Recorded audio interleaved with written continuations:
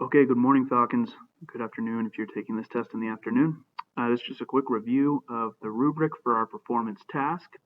So on the right-hand side here, just a quick note, if you don't attempt any of these elements on the left, you will receive 0 points for not attempting. We're going to start up here at the top, though, with our intro. So to receive 1 point, you just have to answer all of the questions. If you answer them without appropriate explanations, you get 1 point. If you answer them with the appropriate explanations, you get 2 points. For the hypothesis, if you make a claim about population change, you get 1 point. If you state the relationship between tongue length and fitness, in addition to making a claim about population change, that's 2 points.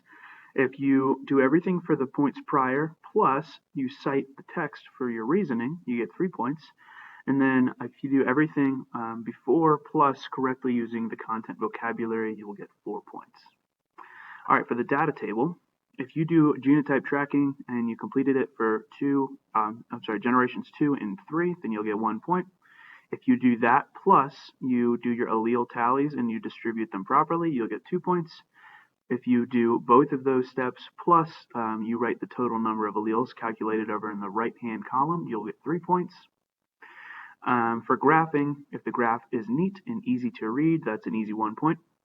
And then if you include a nice and easy to read graph plus a scale for the graph that's appropriate for the data collected, so you use that whole graph, you'll get 2 points. If you do both of those steps, plus you plot your y-axes, x-axes, and your title correctly with labeled with units, you'll get 3 points.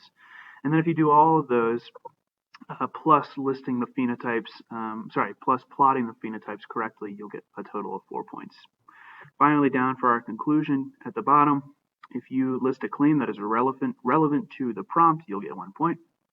If you list a relevant claim to the prompt, plus using evidence that supports your claim, you'll get 2 points.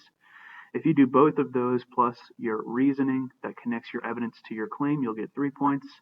And then finally, if you do all 3 of those steps and you use correct vocabulary from the unit, you'll receive all 4 points. This is all for a grand total of 18 points, and it'll be a major part of your summative grade. So please make sure you're doing your best, and thank you for reviewing the rubric with me.